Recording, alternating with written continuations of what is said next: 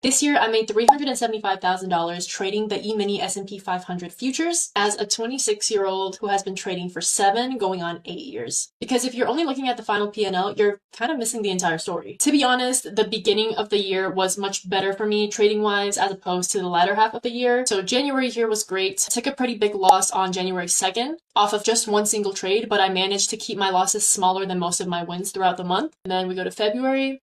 February was also an amazing month. I didn't take as many trades, which is a great thing. That was one of my New Year's resolutions for 2025. And statistically, the less you trade, the less money you lose. During March, I was a bit of a wild child, as you can see, but was still managing my trades very well. Now, April was when I started to notice a little bit of a mental challenge with my trading. I had a huge green streak, as you can see here. And then you see all these tiny losses, a pretty big red streak following my green streak. Usually when I have a huge winning streak or a really big winning trade, I'll switch from minis to micros for the rest of the month to protect the capital that I've made. And I think right here, I thought I was that girl. My ego definitely got to me a little bit. And on the last day of the month, I was like, you know what? Hands off. I'm just going to clear my head. Then we get to the month of May. Clearly, those couple days that I took clearing my head seemed to work to some extent because I start performing a lot better. I took a few large losses here. June was a great month. Now, July is a great example of the importance of keeping your losers small and letting your winners run. And that matters way more than a high win rate.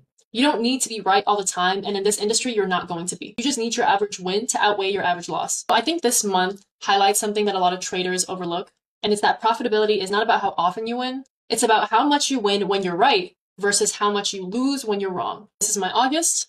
This was my September. Again, another great example, just like how July was. October was another great month, very high win rate. November was quite tough for me mentally, and it was a good reminder to myself that I needed to treat my losses as data, feedback that helped shape how I manage my risk, how I control my emotions, and how I execute my plan, my trading plan day to day. And to be transparent, when you're a trading influencer and when you're screen sharing and sharing all of your trades live in your Discord, it definitely does get to you. It got to me, and it made me wonder, am I even worthy of this position? Like, look at these huge losses I took this, you know what, whatever. But it does, and it did add an extra layer of pressure.